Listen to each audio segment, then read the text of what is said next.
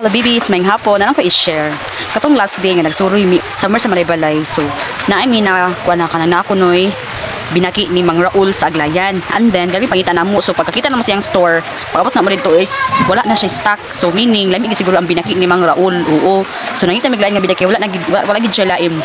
So karon nay nagsuroy di sa amoa. Binaki sige na siya suroy di nagmotos ako ni siya gito. Binaki. Ana akong gitawag. Pagkakita na ko silang binaki, naro, binaki, di ba? Pagtala ko sa iyang tag, naman siya tag.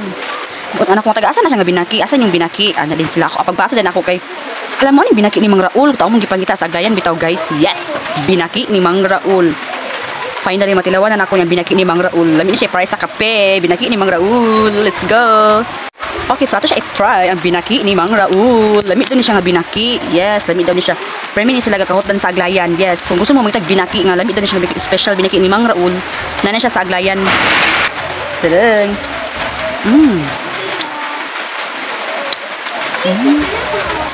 Uy, lami. Lami gid siya. Lami gid ang binaki ni Mang Raul. Pure gid siya nga mais. Grabe ka orange. Orange, di ba? Na iba mga binaki magud ka. Naisagol mga flour, milk, hindi siya pure nga mais. Kini siya kay lami kayo. Good job. Binaki ni Mang Raul. Kain.